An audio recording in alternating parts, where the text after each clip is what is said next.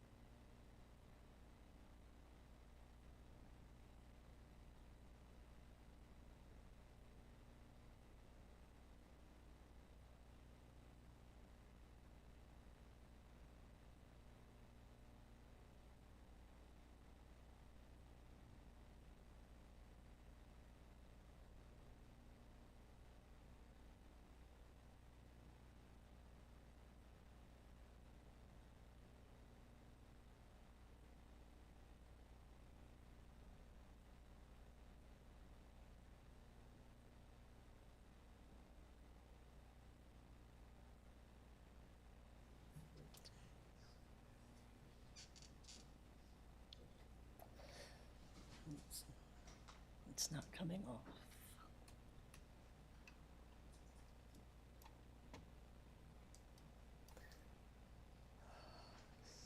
There we go. Good evening, everyone. Thank you for attending tonight's regular city council meeting.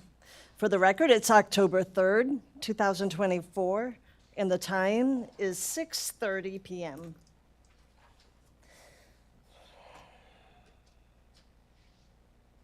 I'll begin the roll call. So council, when I call your name, please say here or present. Mayor Maxton. Here. Councilmember Emily Stroop is not present. Keith Roden is not present. Ruben Olvera. Here. Laura Kerner. Here. Scott Parker. Here. And Chesley Menchow is not present. With 4 members of council present, a quorum is declared. Thank you, Christina. Would everybody please stand and join me in the Pledge of Allegiance? We're on the wrong side. Oh, legs are on the wrong side. Yeah. I pledge allegiance to the flag of the United States of America and to the republic for which it stands, one nation, under God, indivisible, with liberty and justice for all.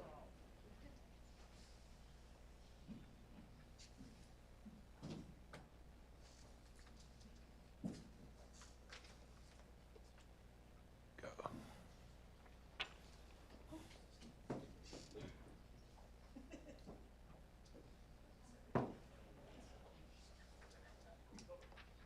Thank you. Well, thank you for everybody being here tonight and joining us for the City Council meeting. As a reminder to all, we do live broadcast our meetings. If you do get an opportunity to speak as part of the meeting, I ask that you use the microphone that's up here at the podium. The reason that we do that, those that are listening by live broadcast cannot hear the comments if you just make them from your chair. So we need to make it from the microphone so those that are listening by live broadcast will hear the comments. And if you do get an opportunity to speak as part of the meeting tonight, I ask that you introduce yourself. And if you're a resident of Fair Oaks Ranch, or resident, state whether you're a resident of Fair Oaks Ranch or not, or if you're here with one of the entities that represent as part of the agenda, then please state what company that you are from. And we didn't have anybody sign up tonight for citizens to be heard. Is there anybody here that didn't get an opportunity to sign up that would like to speak? Okay. We did have one resident that submitted a letter to be read as part of citizens to be heard. It was submitted by Jerry Pieper, and she is a Fair Oaks Ranch resident. And she writes, "Dear Mayor and Council, I respectfully request a council person please add the issue as a topic for discussion at the next regular council meeting. Please let us know when you plan to place speed monitoring signs on Dietz Elkhorn. In the summer of 2021, the 2021-22 budget included $175,000 for some enhancements to Dietz Elkhorn, to include 2 speed monitoring signs, speed limit, radar feedback signs, intersection warning signs, and no truck signs. We have seen and heard nothing. Please advise when these additions will take place. Also, please consider reducing the speed limit on Dietz Elkhorn West to 30 miles per hour. This modification would be consistent with Dietz Elkhorn east of the Parkway. With the reduction in the speed limit, our hope is to keep drivers traveling at a safer speed to protect themselves as well as the wildlife in this area. And it would also assist those of us in this stretch of road when exiting our property during peak hours. I'm fully aware that the city has implemented a Transportation Safety Advisory Committee. However, I am also fully aware that it would take years for this committee to advise council how best to proceed. We look forward to having these enhancements made for the safety and quality of life of us residents in this part of the city. Thank you. Kind regards, Jerry Pieper." And that completes what we had as part of citizens to be heard tonight. From there, we'll move on to our consent agenda. And we have 4 items on the consent agenda tonight. First is the approval of the September 16th, 2024 special city council meeting minutes. Second, approval of the September 16th, 2024 special city council meeting minutes. Third, approval of council member Roden's absence from the August 15th, 2024 and the October 3rd, 2024 regular city council meetings. And last, approval of council member Olvera's absence from the September 19th, 2024 regular city council meeting. Is there any council member that would like to remove an item from consent to consideration? With that, could I get a motion to approve the consent agenda? So moved. Scott, in a second. Second.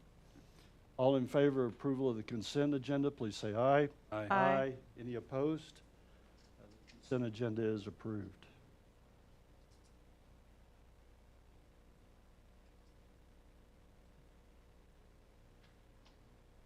So tonight on the agenda, this is for council, we have 2 public hearings, and then we have 5 consideration items. 3 of those consideration items are associated with the first public hearing, and the last 2 are associated with the second public hearing.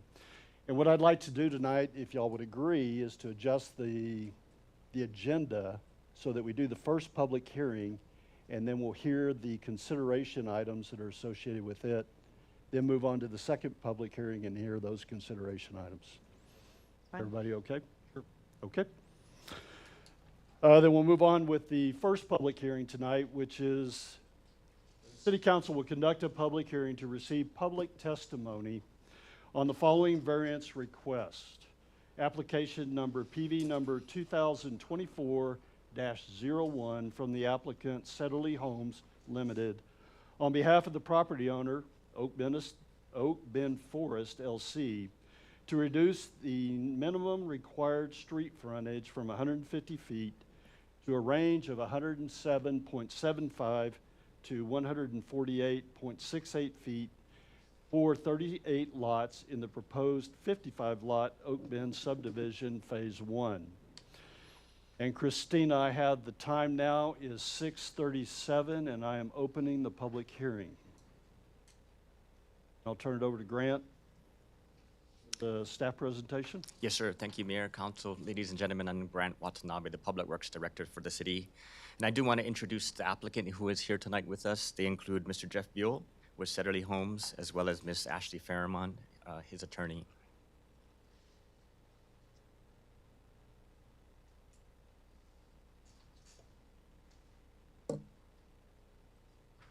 All right. Oak Bend Estates Phase 1 is generally located north of the intersection of Ralph Fair Road and Honeycomb Rock.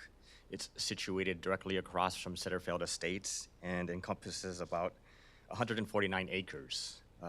Oak Bend Estates is vested under the old Chapter 10 subdivision regulations.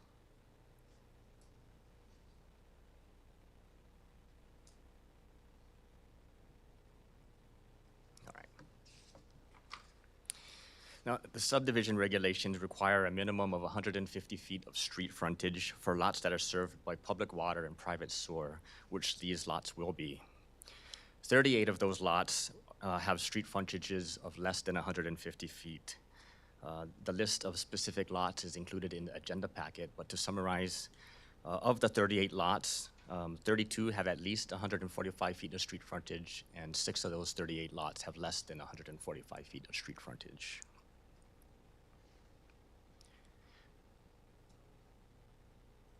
Thank you. Now, when it comes to criteria for review, according to our UDC, no variance shall be granted unless the authorizing body finds that all of the following apply. Number one, that there are extraordinary or special circumstances affecting the land, and this could include topography, floodplain, or geological features. Number two, that the property rights of the applicant are preserved. Number three, that the public health, safety, and welfare is upheld. Number four, that there is no detrimental effects to the surrounding properties by approving the variance. Number five, that approval of this variance does not create a need for additional variances on surrounding properties. Number six, that the conditions that created the need for the variance are not the result of the applicant's own actions. Number seven, that the variance does not conflict with the comprehensive plan and the intent of our development regulations. Number eight, strict application of the development regulations effectively prohibits or unnecessarily restricts the utilization of the property. And then lastly, there are a couple items that cannot be used as sufficient grounds for granting the variance. And those include that the property cannot be used for its highest and best use, there is a financial or economic hardship, and that the development objectives of the property owner are or will be hindered. Now, all public hearing requirements have been met. These include letters sent to all property owners within a 200-foot notification area surrounding the development.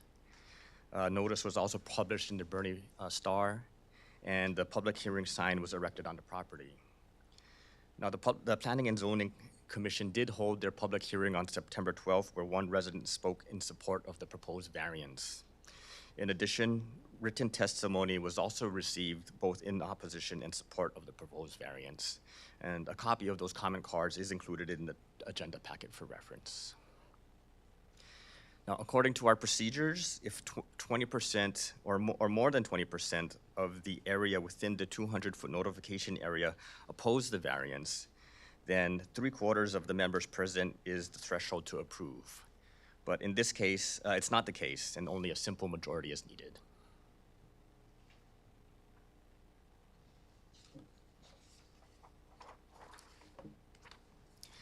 Staff recommends that the following be considered when taking action on this variance request. Number one, that of the 38 lots that do not meet the 150-foot street frontage requirement, 32 of them have a minimum of 145 feet, and 6 have less than 145 feet of street frontage. Number two, the Oak Bend subdivision was previously platted and recorded with similar reduced street frontage in 2011.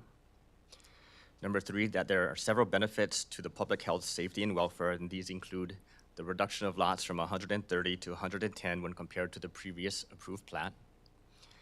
the addition of 9 acres of open space to preserve karst features and create drainage reserve areas, and the inclusion of a secondary emergency access. Number 4, that the Oak Bend subdivision is located in Comal County, and even though it doesn't apply within our city limits, for comparison purposes, the county's minimum lot frontage requirement is 40 feet. Number 5, we have an existing water supply agreement which was amended and extended in March that allows for the construction of 110 single-family residential lots. And then lastly, the P&Z did vote to recommend approval of the variance, emphasizing that this variance and the associated preliminary plat that we'll see later this evening does provide many benefits, as I mentioned before. The P&Z also emphasized that if not approved, there's a risk that the applicant may move forward with pulling building permits for all 130 lots.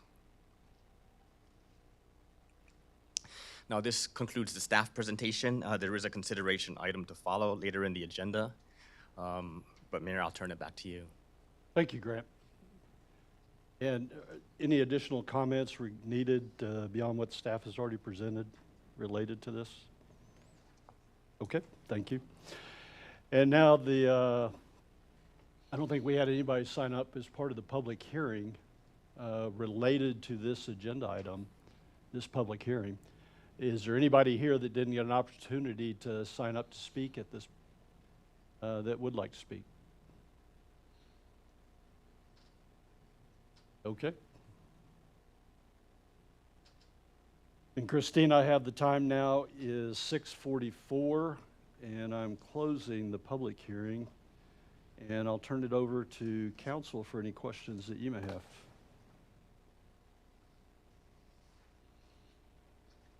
What are the extraordinary or special conditions affecting the land? The first criteria, what would those be? So I mentioned before, there is significant karst features in this area that the applicant would like to preserve. This would not occur under the previously approved and recorded plat, but they've established or set aside 9 acres in this total development in order to do that. And if I've read this correctly, I could correct me if I'm wrong, but there is another option where the 150-foot frontage requirement could be met and all of those features could still be implemented. Is that true or not? Do you want to answer that?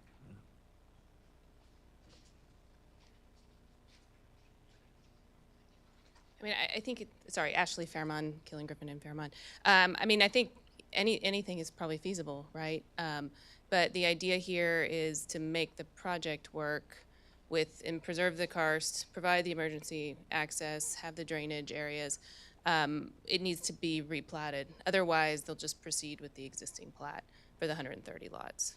With the amended current water agreement, which allows for 110 lots, can they build 130 when the water agreement states 110?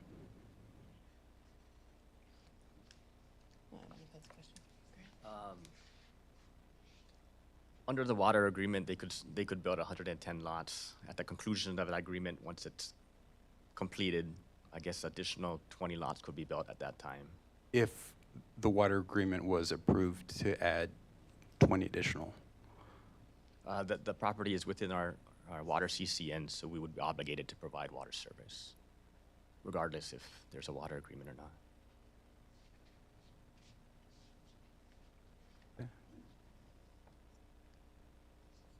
Good? Yeah. Other questions?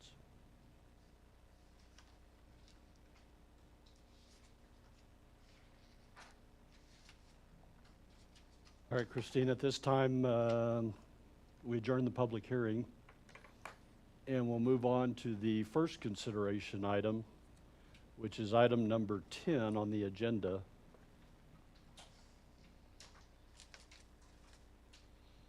And this is the consideration and the possible action approving a variance request, which is application number PV 2024-01 from the applicant, Setterly Homes Limited, on behalf of the property owner, Oak Bend Forest, LC, to reduce the minimum required street frontage from 150 feet to a range of 107.75 to 148.68 feet for 38 lots in the proposed 55-lot Oak Bend subdivision, Phase 1.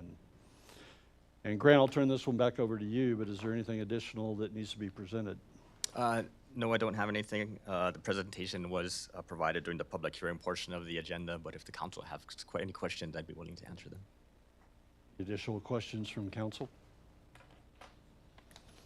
Any questions from anyone here tonight?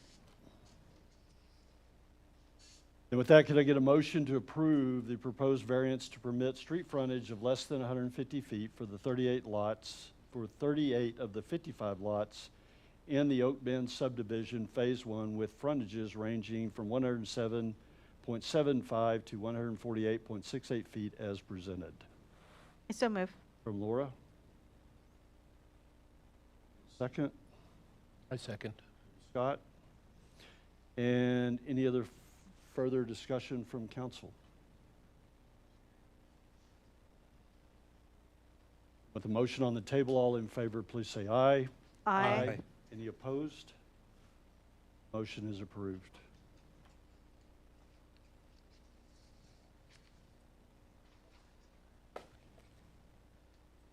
And we'll move on to the second consideration item related to Oak Bend Estates, which is the consideration and possible action approving the Oak Bend subdivision Phase 1 tree preservation plan. And Kelsey, you're going to lead us through this one? Yes. Okay. All right, good evening. As a reminder, Oak Bend Estates is currently vested under the Chapter 10 subdivision regulations, which requires a tree preservation plan to be submitted alongside the preliminary plat if any protected or heritage trees are marked to be removed. A tree preservation plan must show the location, species, the size, and approximate canopy of all healthy trees 9 inches or above. Additionally, City Council must approve the removal of heritage trees with the recommendation from P&Z. P&Z recommended the approval of this tree preservation plan at the September 12th meeting. The submitted tree preservation plan shows 10 healthy heritage trees, 7 of which are marked to be removed. To mitigate, the applicant has indicated that 21 trees will be replanted. Article 3, Section 6, Item D states that the Public Works Department will review and recommend the approval if trees are located within 10 feet of the perimeter of the proposed building footprint over a septic tank, in areas necessary for site access or within areas designated for the construction or installation of public facilities. Or the applicant demonstrates that the denial of this request for tree removal will affect a hardship prohibiting the development of the property, and that the applicant demonstrates that 3 trees will be replanted for every 1 heritage tree removed. Staff has reviewed the Oak Bend Estates Phase 1 tree preservation plan and recommends the approval based on conformance to the city's previous subdivision ordinance, Article 3, Section 6. Should anyone have any questions, the applicant is here to speak if you have any questions regarding the tree preservation plan. If not, then I'm here to help as well. Does anyone have any questions? Questions? If we approve, it'll be with those conditions that are listed? Correct. They have met the requirement for planting 3 trees for every 1 heritage tree removed. Okay. Out of curiosity, do they replace with the same type of tree? It does not dictate that. I believe the intent for the applicant, correct me if I'm wrong, is to put in trees of various varieties. It does not necessarily have to be 1 oak tree for 3 others. We're planting 20-year trees or 10-year trees or? Okay. And to be more specific, the 6 conditions listed in the packet, those will be met if we approve.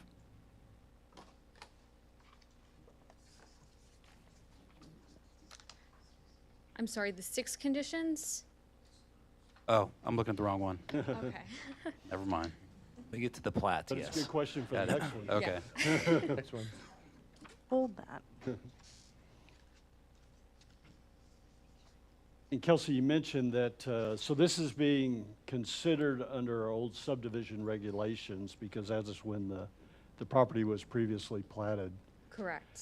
So that means the ordinance that we currently have in place doesn't apply this. For this project, correct, it does not apply. Going forward, for new developments, the applicants would have to follow the Unified Development Code. Okay. All right, any other questions?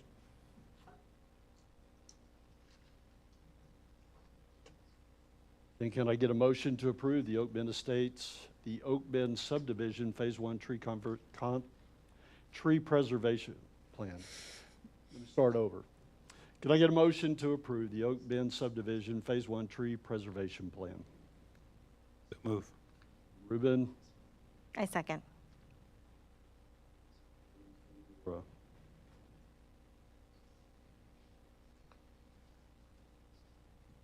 And any other discussion from council?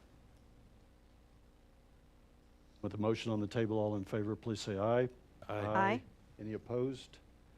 The motion is approved. Thank you, Kelsey. Thank you.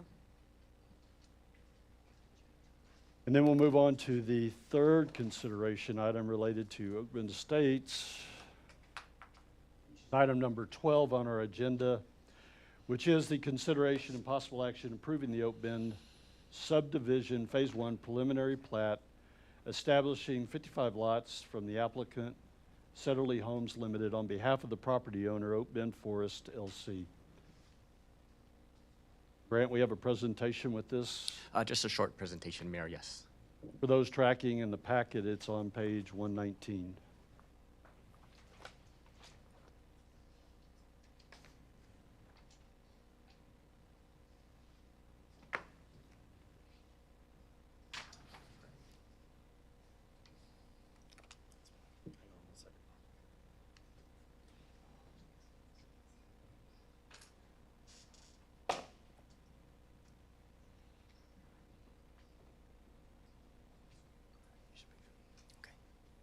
Thank you.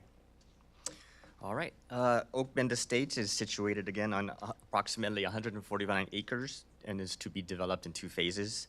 The property was recently rezoned as neighborhood residential, which requires minimum 1 acre lots.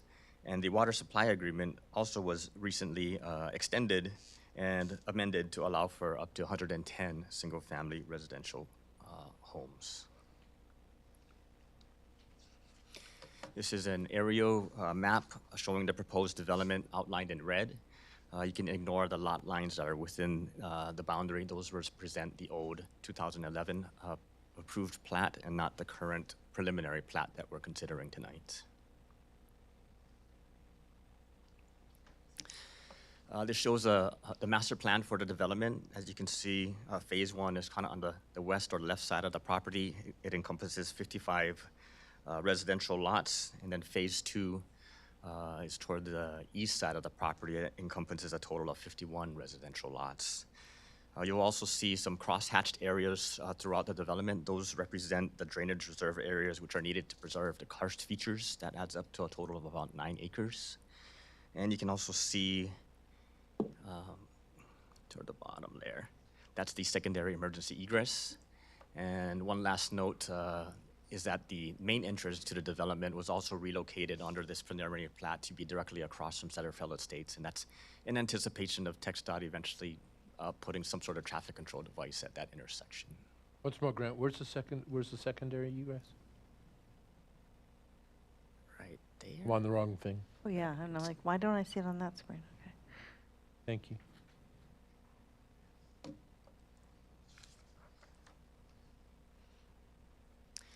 This is just a quick overview of the preliminary plat. There's more details included in the agenda packet if you're interested. And just a quick summary of the preliminary plat. So this plat establishes 55 single-family residential lots, 3 drainage reserves, and 5 private streets.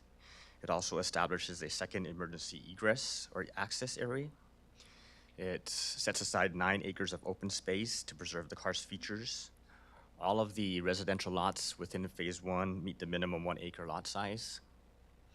The previously approved variance encompasses a total of 38 lots, which does not meet the 150-foot street frontage requirement. And then, if approved, this preliminary plat, or once finalized and recorded, will replace the existing recorded plat.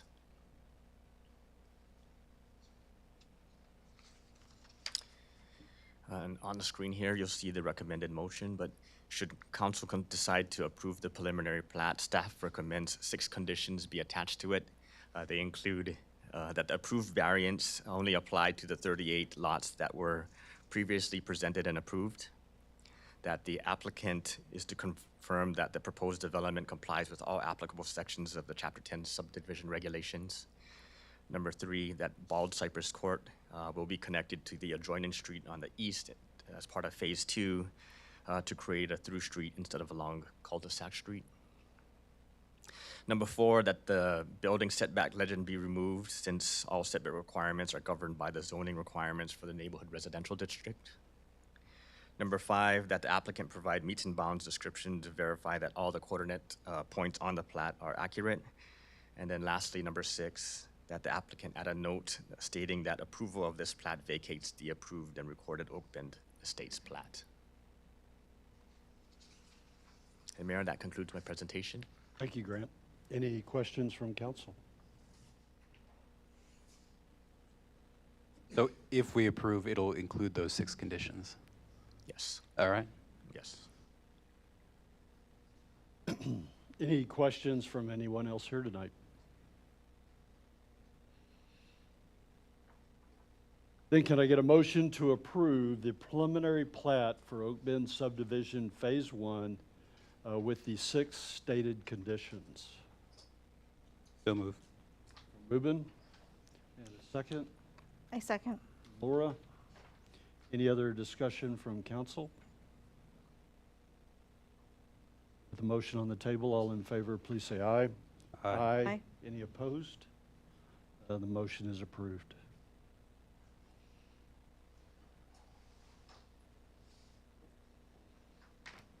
Sure y'all don't want to stick around for the rest of the meeting? We're going to be great neighbors. Jeff, all right, see you,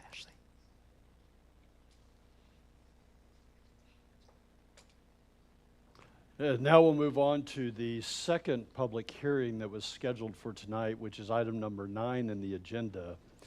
And the City Council will conduct a public hearing to receive public testimony on the following variance request, application number PV 2024-02 from the applicant and owner Greenland Ventures Limited to reduce the required minimum street frontage from 150 feet to 108 feet for 3 lots in the proposed Stone Creek Ranch Unit 2B subdivision. And Christina, I have the time now is 7 o'clock on the nose. And I'm opening the public hearing. And I will turn it over to Grant for the staff presentation. Thank you, Mayor. And in the audience, I'd also like to introduce the applicant, represented by Mr. Jeff Hutzler with Greenland Ventures.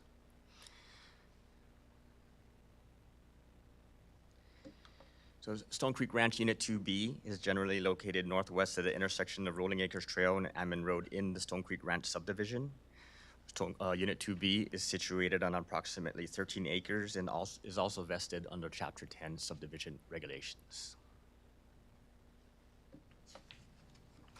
Now, this applicant is requesting the exact same variance as the previous applicant. Again, the subdivision regulations require a minimum of 150-foot street frontage for lots served by public water and private sewer, which these lots will be. In this case, of the 12 proposed lots as part of Unit 2B, 3 of them don't meet the required 150-foot requirement. Those 3 lots measure 108 feet, 112 feet, and 117 feet. When it comes to the criteria for review, the criteria is the same as mentioned before for the Oak Bend Estates variance. So I'm going to skip across these unless you have any questions. But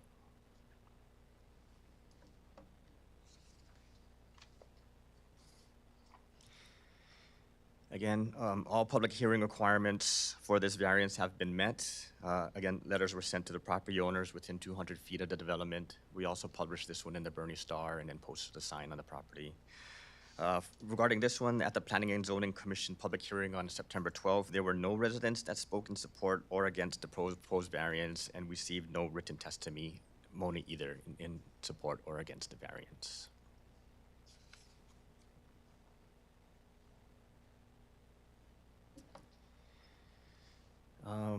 Staff recommends that the following be considered when taking action on this request. Number one, of the 12 lots, 3 do not meet the 150-foot requirement. Number two, these 3 lots will have similar lot areas to the other lots in the subdivision and do meet the minimum 1 acre requirement for septic and public water. Number three, when it comes to Kendall County development rules for septic systems, of which Kendall County is the permitting, inspecting, and monitoring authority in this area, it meets their requirements. Their requirements are basically 100 feet of street frontage with 1 acre in lot size. We also have a approved water supply agreement, which is amended recently to provide up to 247 single-family residential lots, and the applicant is currently paying for the reservation of that water.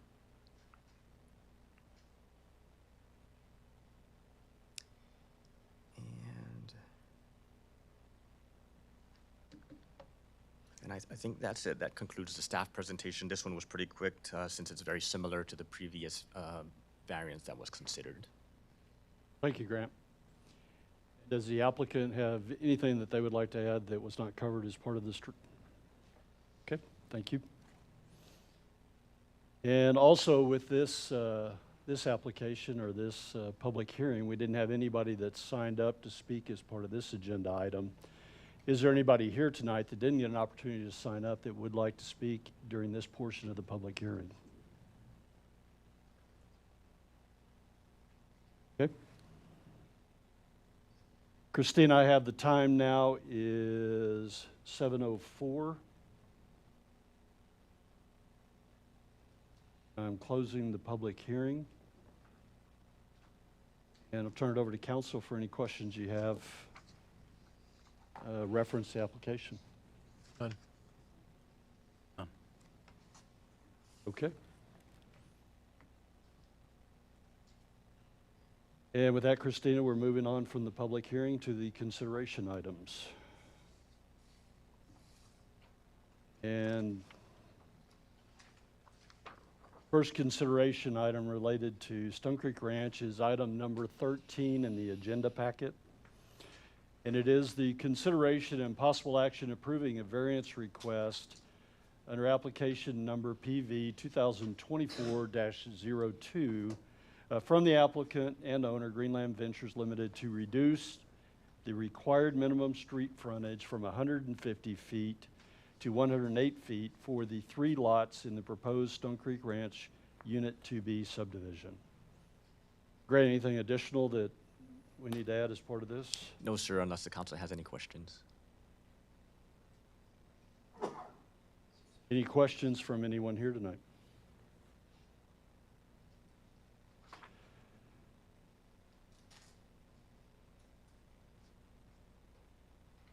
And with that, can I get a motion to approve the proposed variance to allow the street frontage of less than 150 feet for the 3 of the proposed 12 lots in the Stone Creek Unit 2B plat with street frontages of 108.13 feet, 111.85 feet, and 116.90 feet as presented.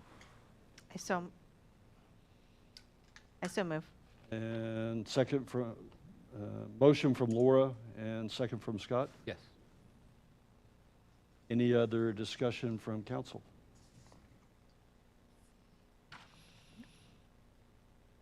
Then with the motion on the table, all in favor, please say aye. Aye. Any opposed? The motion is approved. And we'll move on to our last consideration item tonight, which is the consideration and possible action approving a preliminary plat request from Greenland Ventures Limited for Stone Creek Ranch Unit 2B establishing 12 single-family residential lots. And Grant, this one also has a presentation with it. Yes, sir, a short presentation. And for those that are following along, it's on page 141 of the agenda packet. Turn it over to Grant. Thank you, Mayor. All right, Stone Creek Ranch Unit 2B is generally located northwest at the intersection of Rolling Acres Trail and Ammon Road. The property is zoned existing residential 2, which requires lots of size between 0.3 and 1.3 acres. The development is served by public water and private sewer. There is a existing amended water supply agreement that allows for 247 single-family residential lots. This is just an aerial map of the proposed development. You can see Unit 2B outlined in red. And here's an overview of their master plan. In this one, you can see Unit 2B highlighted in orange. All other units have been platted and constructed as shown. And these last 12 lots, which make up Unit 2B, will bring the total of the number of residential lots in this development up to 247.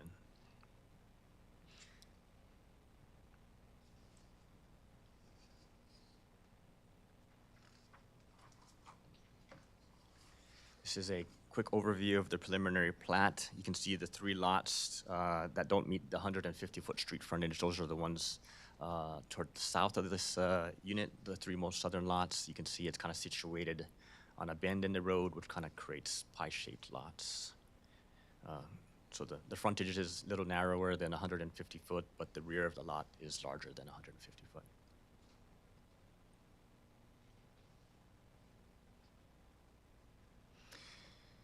In summary, for Unit 2B, the preliminary plat establishes 12 single-family residential lots on approximately 12 acres of land. Street access is provided from Ranch Height, which was constructed as part of a previous unit. The development, again, will be served by public water and private sewer. All proposed lots meet the minimum 1-acre lot size.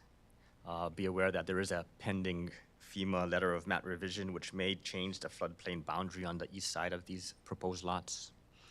And under previous action, the variance was approved for 3 of the lots that do not meet the street frontage requirement.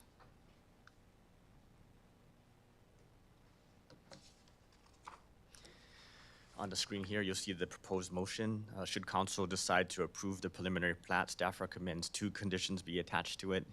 They include that the approved variance only apply to the 3 lots that was previously presented and approved as part of the prior action. And then secondly, that the applicant verified that the increased runoff resulting from the proposed development not have an adverse impact on the other properties or the drainage system.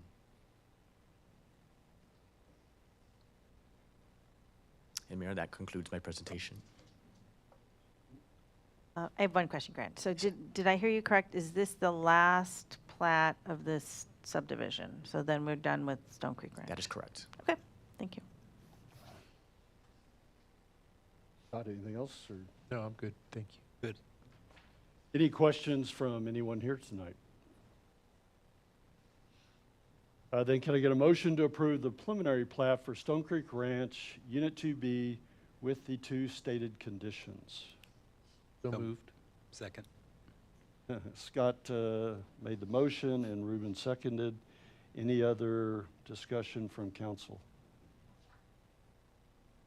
With the motion on the table, all in favor, please say aye. Aye. Any opposed? The motion is approved. Thanks, Grant, and Thank you, great Mayor. presentations, and thanks for walking us through those. Yes, sir.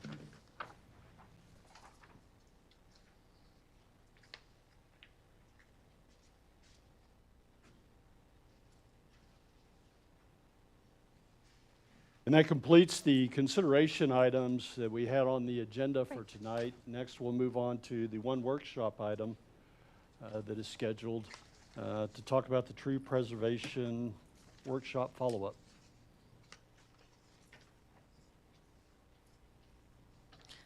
Good evening, Council. My name is Kelsey. I'm the Environmental Program Manager for the City of Fair Oaks Ranch. 1 second, I have a couple papers I need to get out. Kelsey also has a presentation as part of this, and it's on page 149 of the agenda packet if you're following along. Today I bring you a follow-up to the tree preservation workshop that was previously presented in February of 2023. This item is being brought back based off a request from residents to reevaluate the city's current city ordinances to potentially include protection of trees on private property. Tonight, we will briefly go over the original goals outlined at the February 2023 tree preservation workshop, provide a status update, as well as revisit tree preservation for private property. So a little bit of background. At the February 2023 tree preservation workshop, staff provided an overview of the city's current tree preservation ordinances. This was a detailed look at the Unified Development Code as well as Article 1.07, the tree maintenance ordinance. We also provided detailed examples of tree preservation ordinances that other cities around Texas have in place. And part of that discussion was potential updates on what we could amend in our current ordinances to protect trees on private property. We also discussed obtaining Tree City USA recognition, as well as implementing or instituting a Oak Wilt Fund.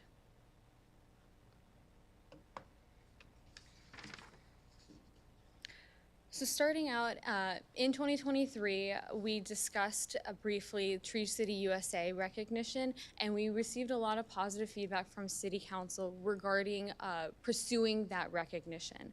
And so the first step in receiving that recognition was to implement a small amendment to our tree maintenance ordinance to include clear guidance on the authority and responsibility of public trees. Once we finished that amendment, we met the eligibility requirements for Tree City USA and officially received the recognition for the year of 2023. In April of 2024, not only did we celebrate the recognition of Tree City USA, but we also celebrated Arbor Day, National Arbor Day. During that celebration, we held a small tree planting ceremony, which staff would like to make an annual tradition for the city. We're going to continue to add trees to our garden. Maybe not in the garden, but in other areas on public property, yes. The city did develop an Oak Wilt program. The first step of that was to create a tree mitigation fund. If you recall, funds collected from developers may be reserved for specific uses in the tree mitigation fund. One of those uses was to create or establish an Oak Wilt program, which was completed in May of 2024. We budgeted we allocated $10,000 for the remainder of FY 23-24 to get that program started, and we, in order to continue that program into FY 24-25, we also allocated $15,000 to the continuation. And so I wanted to take a moment just to go over some of the successes we saw of the Oak Wilt program thus far.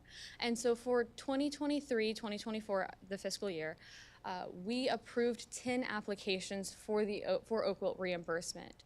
Of those applications, we saw a total treatment cost of just under $41,000 that residents paid for the treatment of Oak Wilt on their properties.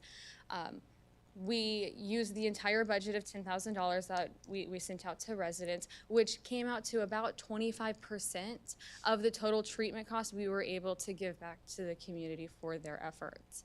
The lowest reimbursement amount issued was $340, and the highest reimbursement amount was $1,500, which was that maximum payout that the program allows. The map provided shows the affected area, but also where those approved applications had come from. The purple shaded area is the affected area, and what that means is it's areas where Oak Wilt has been known, discovered, treated, or potentially could be found to the city's best knowledge. The pink dots are those approved applications areas. And as you can see, all of the approved applications are in or very near the affected areas that have previously been found, which is to be expected. I have a question. Just in the last 3 years, do you think oak wilt in the city is getting worse or sort of stable? Because of the way that it spreads, it is slowly spreading out, and mostly it's coming from these affected areas. So we work with the Texas State Forest Service to help map out some of these areas, and that's where we get the affected area, as well as staff observation as well. And so as we can kind of see over the years, those areas have been growing a little bit, just because of the way that it spreads, yeah, the way that the disease spreads. Kelsey had a quick question on the total treatment cost. So that's based on, only on the applicants that provided for the That is $10,000. That is correct. So $41,000 is what those 10 applicants paid in the treatment of oak wilt. Bear in mind that applications are only approved for treatment that occurs within the last 30 days before the application is provided. So in the months of July, August, September, July, August, and September, that is the 10 applications received, and that is the amount that was paid. I was just looking at the amount because, I mean, I would guess then that there was even a higher amount of people who treated trees that didn't apply for. Absolutely. Any other questions before we move on? A lot of money for. Can I ask a question on that? So treatment, is that preventative or is that after they've already got an oak wilt? It's preventative and therapeutic. So some of the areas where some of the applications came in that are more along the outside areas of the affected area, it was preventative. So those trees didn't necessarily have oak wilt, but they're close enough to a diseased tree where an arborist deemed it necessary to treat their trees in an effort to save them. We have a program to go back and check with those owners to see if this money was, and these applications were useful and actually prevented oak wilt. Not at this time, but that is definitely something we can look into. What is so great about this program is that we get a lot of community engagement and a lot of questions about it. And so all of the applications we received, I have personally, or staff has personally talked to, spoken with. We have their contact information, and that is something that we can institute some following up to see what the process or the status is of their properties and their trees. I think that would be helpful to judge the benefit of the program. I mean, Absolutely.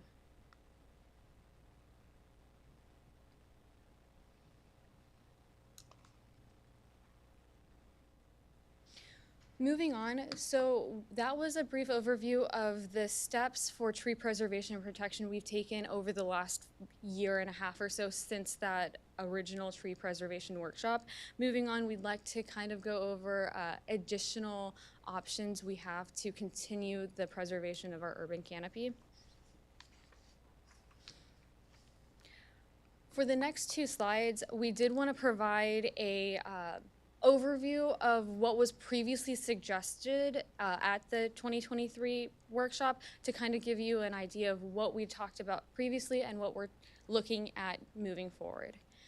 And so what was previously discussed is to require a tree preservation plan for the removal of trees on private property.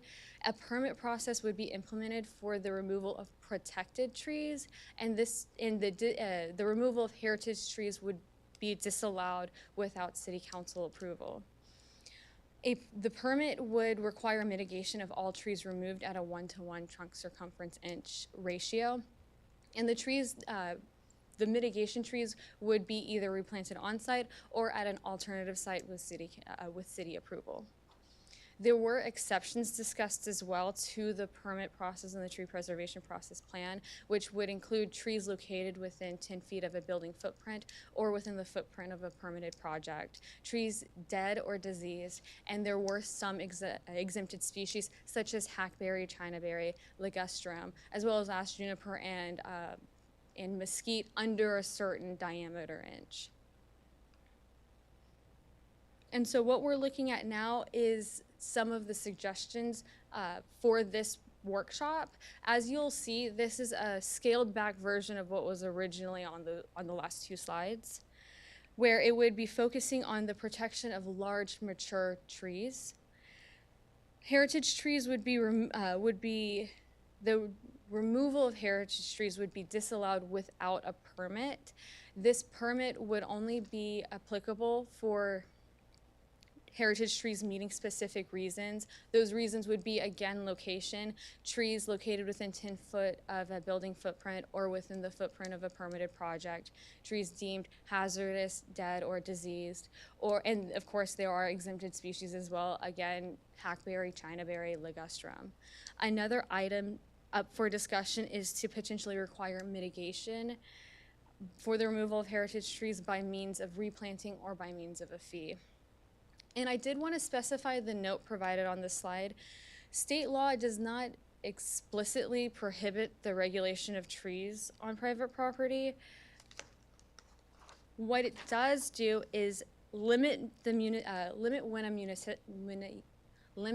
a municipality can require a tree mitigation fee for the removal of trees, and that has to do with location and the type of property that is. Additionally, it requires municipalities to allow a person to apply for a credit for tree planting, meaning instead of paying a mitigation fee, a person would be allowed to replant trees as a credit for that.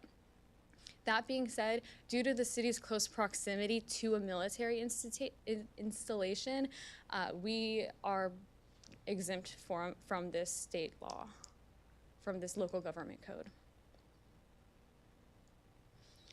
The enforcement of this permit for the removal of heritage trees on private property would be mostly education-based. Information would be provided during the building or project permit process, and it would also be complaint-driven or by staff observation. Violations to this permit would be the removal of a heritage tree without a permit, the removal that is inconsistent with a permit, or by act of omission. For penalties, a fine would be issued for the unauthorized removal of a heritage tree, but a property owner may have the opportunity to remedy the fine by mitigating or by applying for an appeal. So what staff is looking for is guidance from council on whether or not you would like to see or consider a tree maintenance ordinance amendment to incorporate the preservation of heritage trees on private property. And so at this time, I'd like to open up for any questions or thoughts on that. I'll kick it off, Kelsey. So I know since February 2023, had several residents that have met with you and stressed the concern for protecting the trees on private property. Correct. And for a couple different reasons. I appreciate you taking the opportunity to research it and providing us additional information, which you've provided tonight, that we could take a look at as part of updating this process. No doubt, I think that everybody up here has the same appreciation, especially for the oak trees that we have across our community. Anybody deny that? I mean, it's one of the unique characteristics of our city, and honestly, as Mr. Fair named his ranch, to include the word oaks, it is definitely a characteristic that's part of this community, part of the previous ranch, and it's what makes this a special place to live in. Now with that, as I look at this, I have a hard time. Council in the past has really looked at, as we impose regulations on private property, and really has stayed away from that, possibly only considered in issues of health and safety. To me, this falls outside of that range, and to impose regulations on property owners on what they can do with their trees for me personally, is beyond what I would want to do with the residents in our community. I understand the concern, and as we walk out and look at the trees, yes, we want to preserve them. I just think it's beyond overstepping government responsibilities to impose this type of regulations on residents. I mean, we are a property rights state, and even in our community, we have viewed it that we want less government regulation on private property. Now, given that, I look at the programs that you've outlined, and honestly, since February 2023, I think one of the things that you had up there is that we want to look at education, and we want to promote preservation of the trees that we currently have within our community. And I think the programs that you fostered, that you've developed, and honestly that I know you communicate a lot throughout community, is having an impact. And I think communication and getting the information out to our residents is key. And with that, we have had, I believe, one significant incident and one partial incident of people cutting down oak trees on their property. When you look at the number of properties that we have within our community, I think it's minor. I don't think it's a significant issue that we need to impose regulation on. I think with the programs that you've put in place, we're really stressing to our residents what is important about our community. And honestly, I don't even know that it needs to be stressed. I think the majority of people would look at this and say, hey, we need to preserve the trees that were out there. From my standpoint in looking at this, I do not want any more regulations imposed on private property for the protection of trees. And so I know it was looked at in February 2023. We brought it back again tonight. I believe that as a staff individual, you have found other additional information beyond what you presented in 2023, and that's why you brought it back again tonight. But from my standpoint, I don't want to go any further with any type of ordinance now or in the future to impose regulations on private property, reference the trees, additional. Well spoken. My thoughts exactly. I keep hearing from neighbors and friends about what a great job that the programs that you're doing, and what kind of a really solid effect in the educational realm, and the Oakville program's great. I hope eventually we can fund it more at some point. But I'm also in full agreement where we're not in the business of over-regulating this. And I think that people's property, that's their area. A lot of us have been here for a long time, and we've been mitigating and working with our trees, between the right times of the years, et cetera, and the right seasons, et cetera, et cetera. I am not in favor of making this a municipal issue. If for in the future we're made aware of a situation, perhaps we can. I'm all about educating, but a person's property is their property. So does Bernie, Bulverde, Bel Air, and West University, do they have an ordinance in place? They have varying ordinances of different capacities. Many of the ones that were presented in the February 2023 tree preservation workshop did have some type of regulation or preservation requirements for private property for residential. I mean, I'm all for private property rights, but I think that with potential examples, you can strike a balance between some regulation and you can strike a balance between property rights and preservation. Mm-hmm. Just because we have property, there's plenty of examples where you just can't do absolutely anything you want on your property. And I personally think heritage oaks should be protected, and with some, exceptions in place, because we can plant oaks today and our children will not see heritage oaks. And so I would hate to see 200-300-year trees just bulldozed because someone doesn't like pollen or leaves. And so it's something that I would consider if there's the right balance between property rights and preservation of heritage oaks. And that was the intent of what we brought today, is the preservation of large mature oak trees, heritage trees, due to their aesthetic, but also there's Rarity.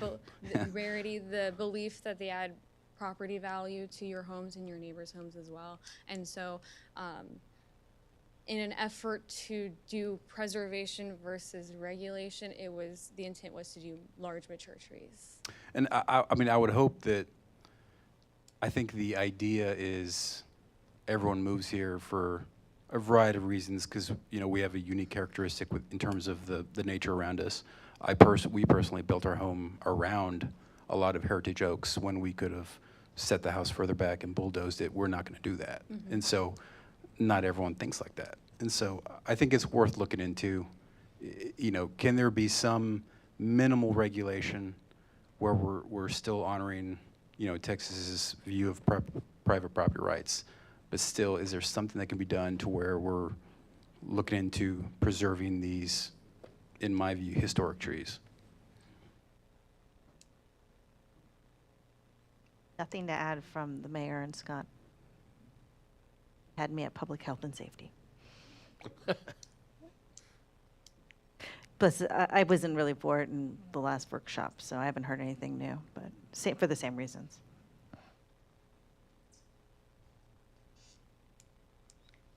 Any other questions or comments? I'm trying to figure out, so what you're really looking for is a way ahead. Correct. We're looking for guidance on if this is something that council would like to consider. Staff would go back and really evaluate, if the direction is to really evaluate some sort of preservation amendment to our current tree maintenance ordinance.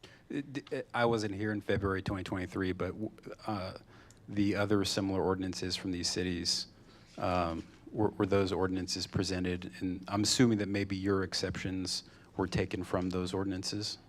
Correct. We use those as examples as well as guidelines to create something that would be specific to Fair Oaks Ranch. Kelsey, when you present that, do other cities have regulations in their tree preservation plans that prevent the cut down of oak trees?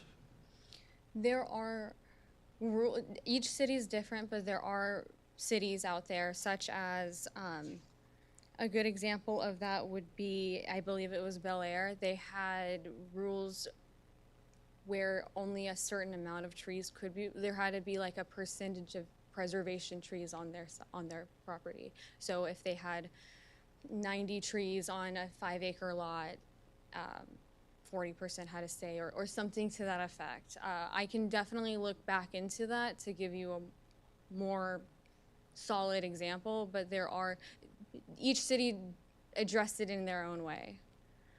A lot of places did a permit process as well, where in order for a tree to be removed in your front yard or your backyard, you would have to get a permit from the city for that removal. And the permit could be denied based upon what? I mean, we're not looking to make this punitive, in my estimation.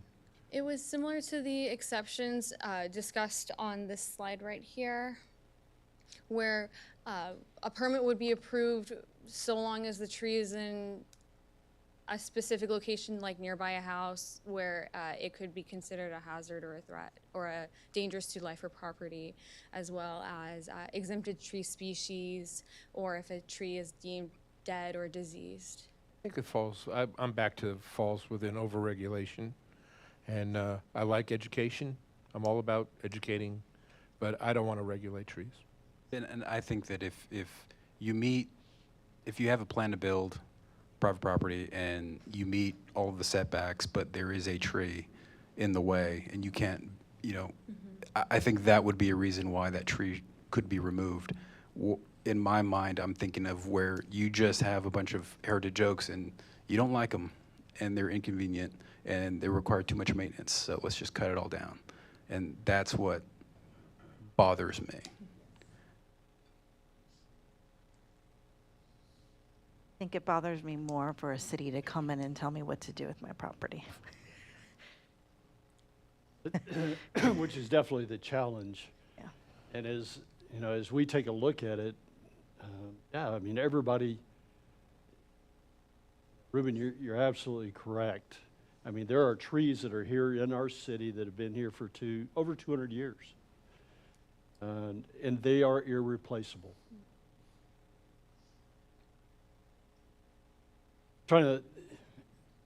General, I mean, right now, you have 3 council members that do not want to move forward with any type of regulation. And I'd like to look at it, I'd like to see what it looked like. Because I think that if crafted with using examples of some really great cities, I've been to all of them. They have, great trees. And I think that it is possible to have a minimal amount of regulation which promotes preservation of things that cannot be replaced. I don't know what that looks like, but, I personally think it's worth at least looking at. So Mayor, I'm concerned about spending staff time on something that council has already said we didn't want to go in that direction. Again, you have the majority of the people here saying we don't want to go in that direction. I'm okay with you, Ruben, if you want to sponsor it yourself and present it to council as your agenda item. I'm just not comfortable with staff spending a lot of time on it themselves. I'd like to hear what you have to say if you want to bring it forward. I'd rather it not be a whole city council driven staff exercise. Yeah, I mean, I can connect with you and I'll be happy to visit about what that might look like and you can answer my questions. Absolutely. I have the original tree preservation workshop. I can always provide you a copy of that as well. Because if we wait till, there's a problem, the trees are gone and it's too late. So to that point, based on a preponderance of the council, we're looking for direction on how to proceed, and I think at least based on the members here, we have that direction that we don't intend to proceed at least immediately. At that point, I fall back on the council rules, which I think Councilmember Kerner alluded to. Whereas if a council member wishes to place an item on the agenda at a future agenda, they have the right to do so.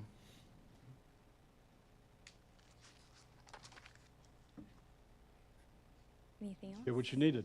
I did. Well done. Great job. Good presentation. Thank you. Thank you. We have one report tonight on the agenda, and that's the semi-annual report from the Capital Improvements Advisory Committee.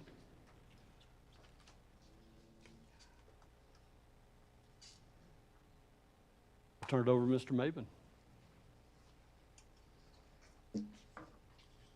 Thank you, Mr. Mayor. I'm Paul Maben. I'm a resident.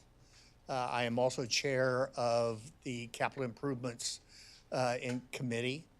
We met in September and really started focusing on the future. The government regulations say that we need to look at the land use assumptions and particularly then the capital costs at least every 5 years, with the idea of updating or extending the impact fees. The last time the impact fees were approved by council was in March of 2020. So our 5 years is coming up next year. Council approved in September also a contract with Freeze Nichols to look at impact fees and to update our capital improvements plan and the land use fees. Grant kicked that off with his staff today. So that has been kicked off. We will have various meetings with them as we go along as a draft. There'll probably be a draft put out about in March of next year, and we expect to bring it to council in May of next year. So you'd be expecting that. And I believe there will have to be a public hearing on that before it's approved. So get that started early next year, put that on your calendar. Questions?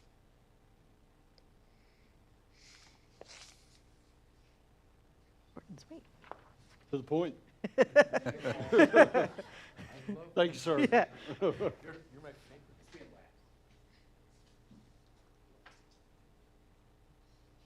I believe that completes all the items that we had on the agenda for tonight.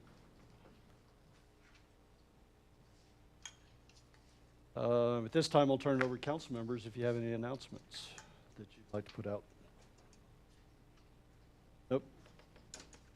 Ruben? No. I have 3 announcements. Election Day is coming up November 5th. The last day to register to vote in this election is October 7th. Which I believe is Monday. And information on the city election can be found on our city's website, and there's a big link on the homepage. So all you got to do is get to the city's homepage, and you'll see the link to the elections information page, and it includes all the needed information to include for all 3 counties of where we need to vote. So key, if you haven't registered, you got to register by October 7th. If you're looking for additional information, you can find it on the homepage. This week, we completed the transfer of the trash and recycle contractor. And so far, everything's on track and no issues with this. But during the transition last week, Republic Services, our previous contractor, picked up all of their trash containers. And as part of this, there may be some residents that weren't home, didn't have an opportunity to get their Republic Services containers out to the curb. If you do still have Republic Services container, there is a makeup date for pickup. It's on October 9th. I recommend that you call Republic Services customer service, let them know that you do have, still have a trash or recycle bin, and they'll put you on the schedule to get picked up on October 9th. Anything I missed? Okay. And then last, Coffee with Chief Smith, October 5th, this Saturday morning, 8 to 10 a.m. at the Spotted Deer Coffee Shop. And I believe, Chief, you're going to have a couple of your officers with you there, too. As many as will come. May have 20 officers there. But this is also sponsored by a local business, this Coffee with Chief. And as part of that, the first 100 cups of coffee are free. So come out and meet Chief Smith, talk to him about the future of Fair Oaks Ranch, and hear his plans for safety and security within our city limits.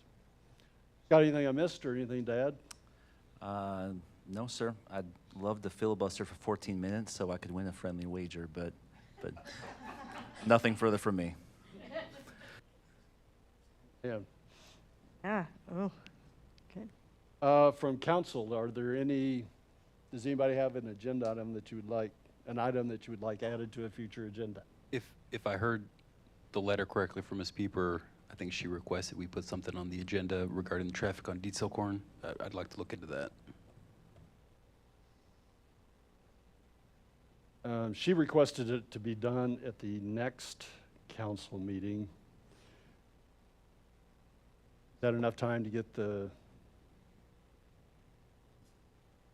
I'd prefer at least the following meeting to put together some basic information, but we can start working on it. so we've got the item, we'll get it on an agenda. We owe you an answer of what agenda we'll get it on, but, Sure. At least look into it. okay. Anybody else?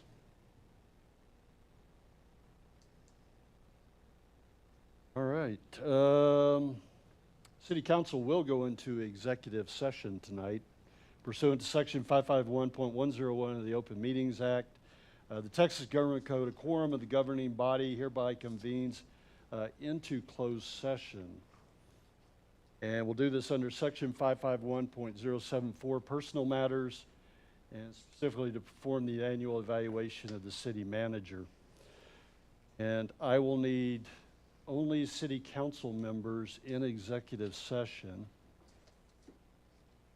I anticipate that we will be in executive session for 60 to 90 minutes, somewhere between there.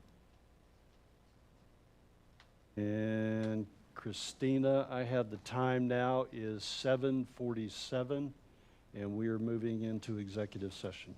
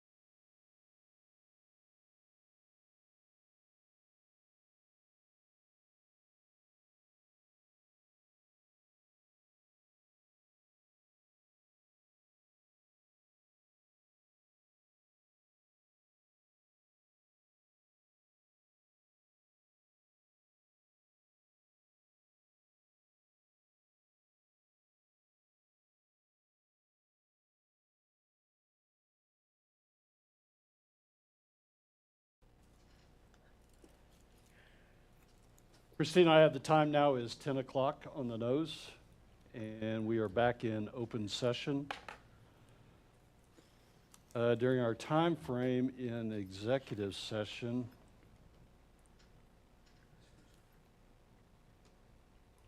there were no decisions made that required any action to be taken back in open session. Is there anything else that we need tonight? No, Anything sir. we missed? No, sir. Sure. Scott, anything from you? No, sir. All right. I have the time is still 10 o'clock, and we are adjourned.